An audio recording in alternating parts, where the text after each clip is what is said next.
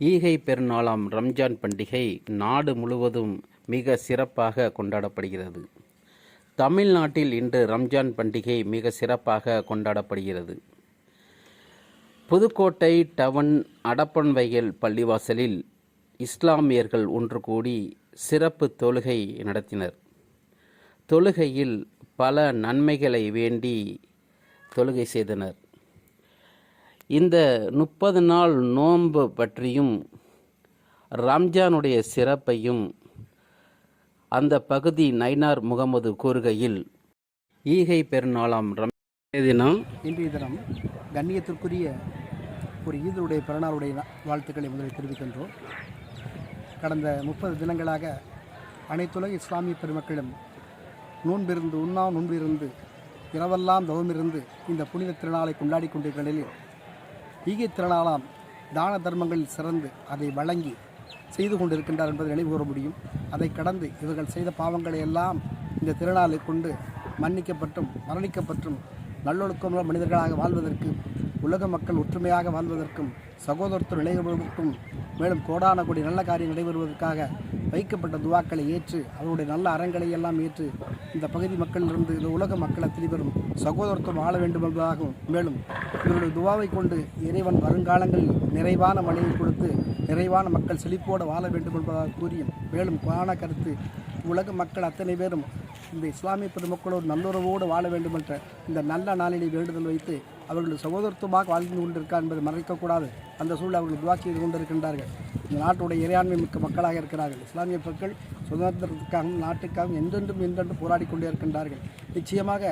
இந்த நல்ல நாளிலே நாங்கள் நினைவு கூறுகிறோம். இந்த மக்கள் நல்ல வளமாக வர வேண்டும், இந்த நாடும் வர வேண்டும், இந்த மக்கள் எல்லாம் நல்லா பெற வேண்டும், இந்த நல்ல வளம் பெற்று திகழ வேண்டும் என்று கூறுவதோடு மட்டுமில்லாம் மீண்டும் உலக மக்கள் அத்தனை பேருக்காகவும் இந்த மலையை இறைவன் இறக்கி தருவான், அவர்கள் துவாவை நிச்சயமாக ஏற்றுக்கொள்வான் என்று கூறுவதோடு இந்த மக்கள் சகோதரத்தில் வாஞ்சியோடு பெற்று வளர வேண்டும் என்று கூறி நல்ல ஒரு வாய்ப்பு கொடுத்ததுக்கு நன்றி கூறுவோம். அஸ்ஸலாமு அலைக்கும் வரஹ்மத்துல்லாஹி வபரகாத்துஹு. அல்லாஹு அக்பர், அல்லாஹு அக்பர், அல்லாஹு அக்பர். அல்ஹம்துலில்லாஹி ரப்பில் ஆலமீன், அர்ரஹ்மானிர் ரஹீம், மாலிகி யௌமிddin, இய்யாக நஅபுது வ இய்யாக நஸ்தஈன், اهدنا الصراط المستقيم صراط الذين أنعمت عليهم غير المغضوب عليهم ولا الضالين. سبح اسم ربك الأعلى الذي خلق فسوى والذي قدر فهدى والذي أخرج المرعى فجعله غثاء أحوى سنقرئك فلا تنسى إلا ما شاء الله إنه يعلم الجهر ما يخفى ونيسرك لليسرى فذكر إن نفعت الذكرى سيذكر من يخشى ويتجنبها الأشقى الذي يصلى النار الكبرى ثم لا يموت فيها ولا يحيا قد أفلح من تزكى وذكر اسم ربه فصلى بل تؤثرون الحياة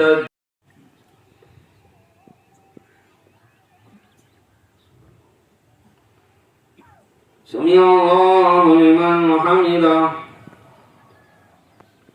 الله أكبر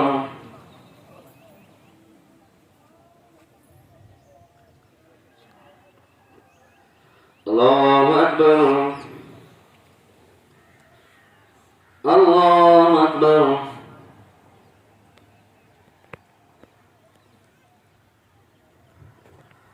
الله أكبر. الحمد لله رب العالمين الرحمن الرحيم مالك يوم الدين إياك نعبد وإياك نستعين اهدنا الصراط المستقيم صراط الذين أنعمت عليهم غير المغضوب عليهم ولا الضالين.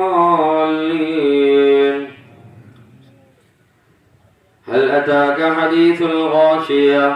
وجوه يومئذ خاشعة عاملة ناصبة تصلى نارا حامية تسقى من عين آنية ليس لهم طعام إلا من ضريع لا يسمن ولا يغني من جوع وجوه يومئذ ناعمة لسعيها راضية في جنة عالية لا تسمع فيها لاغية فيها عين جارية فيها سرر موضوعة وأكواب موضوعة ونمارق مصفوفة وزرابي مبثوثة أفلا ينظرون إلى الإبل كيف خلقت وإلى السماء كيف رفعت وإلى الجبال كيف نصبت وإلى الأرض كيف سطحت فذكر إنما أنت مذكر لست عليهم بمسيطر إلا من تولى وكفر فيعذبه الله العذاب الأكبر إن إلينا إيابهم ثم إن علينا حسابهم الله أكبر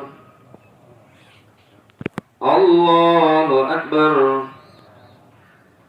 الله أكبر الله أكبر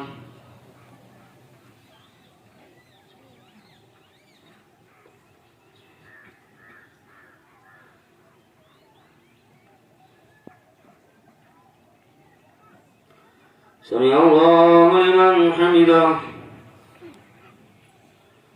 الله أكبر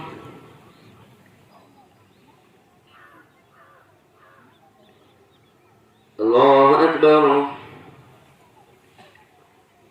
الله أكبر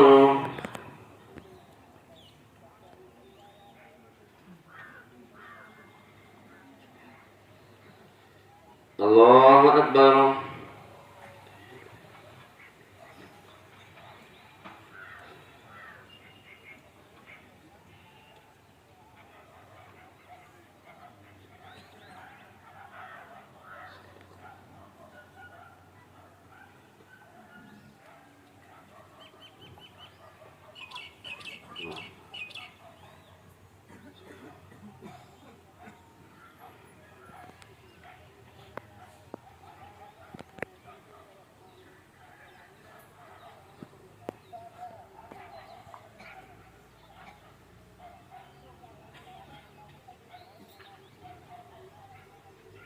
السلام عليكم ورحمة الله السلام عليكم ورحمة الله الله أكبر ولله الحمد الحمد لله الحمد لله المنعم المحسن الديان ذي الفضل والجود والإحسان ذي الكرم والمغفرة والامتنان الله أكبر الله أكبر